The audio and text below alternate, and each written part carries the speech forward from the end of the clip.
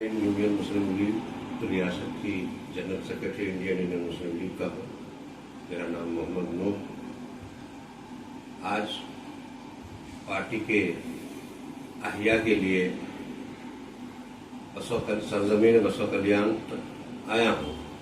यहाँ हमारे पुराने कायद इंडियन यूनियन मुस्लिम लीग के जनाब बुरहानुद्दीन साहब कुरैशी से मुलाकात हुई और मैं ये जिम्मेदारी जो इंडियन यूनियन मुस्लिम लीग की कौमी पैमाने पर मेंबरशिप ऑनलाइन पर चालू हुई है, शुरू की गई है, उसी सिलसिले में बसो कल्याण से मुस्लिम लीग का नाता बहुत ज़माने से छूट गया था। उस सिलसिले को फिर दोबारा शुरू करने के लिए हमारे कायद से मिलने आया था और यहाँ पर हमारे यहाँ के बसो कल्याण के कुछ अहबाब भी यहाँ पर मौजूद हैं। मैं उनका भी और जनाब बुरहानुद्दीन साहब को आज मेंबरशिप फॉर्म उनके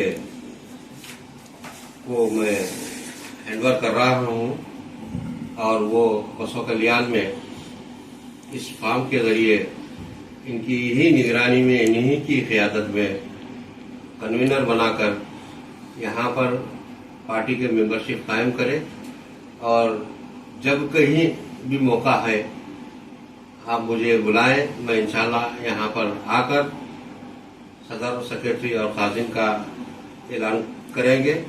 और मैं आखिर में जनाब बुरहानुद्दीन साहब कुरैशी को मुबारकबाद पेश करता हूँ जो इस हालत में भी उन्होंने अब तक मैं हूँ दोबारा है ना मुस्लिम लीग को अहिया करने की जिम्मेदारी इन्होंने कबूल की है।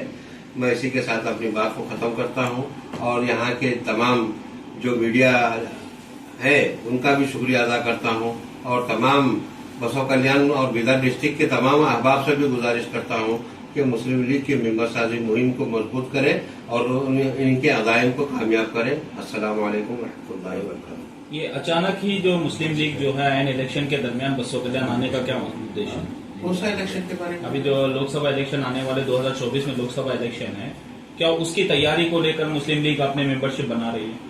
मुस्लिम लीग एक सबसे पहले सियासी जमात तो है, लेकिन हमारा नजरिया यह है कि एक तहरीक है।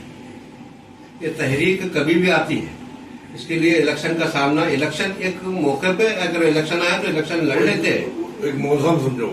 हम तहरीक को खत्म करने के बाद अगर वहाँ पर कोई इलेक्शन है तो अगर आप लोग इजाजत दिए तो हम वहाँ पर इलेक्शन लड़ते हैं। तो क्या आने वाले 2024 लोकसभा इलेक्शन में एमपी का कोई उम्मीदवार उतारने का कोई इरादा होगा कुछ? अभी तक तो कौमी रहनुमा ने कर्नाटक में किसी को ठहरा करने या किसी को उम्मीदवार बनाने के लिए किसी किस्म का इशारा नहीं दिया।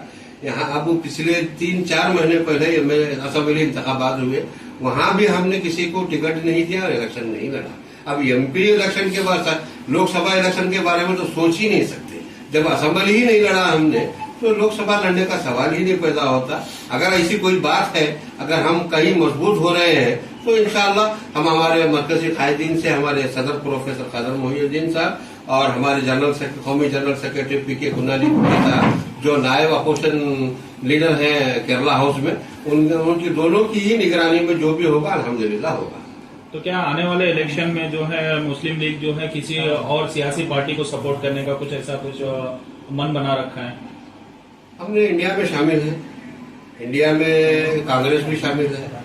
अब हो सकता है जैसा कि असेंबली इंतखाबात में हमारे कायदीन ने बेंगलोर आकर कांग्रेस के तायद की हिमायत का ऐलान किया, हो सकता है इस पार्लियामेंट इलेक्शन में भी अगर उनसे कुछ बात कर अगर ऐलान करना है तो वो मरकजी कायदीन के स्तर पर है बातें। वो पार्लियामेंट्री इलेक्शन के बारे में हम यहाँ से सिर्फ हम हमारे हालात को ही बयान कर सकते हैं। अब ये फॉर्म डी फॉर्म का तो उनका ही मामला है मरकजी कायदीन का, अगर वो अगर चाहते हैं तो इंशाल्लाह हम बराबर लड़ेंगे। जैसे इजाजत देंगे उसी की अंदाज से निभाएंगे और तलब अगर लोगों को वाकिफ कराकर जो है तेजाब बढ़ाने की इम्कानी कोशिश करेंगे। तो आपके नजर में ऐसे क्या आप मतलब युवाओं को ज्यादा मौका देंगे इस मुस्लिम लीग में या किसी को भी?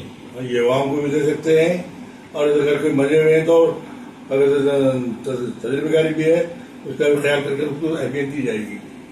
तो ये कब से मुहिम स्टार्ट की जाएगी? अब उसके बाद जो है अब तो मेंबर शादी होगी, होने के बाद तारीख का तायन तो नहीं किया जा सकता, पर बहुत जल्द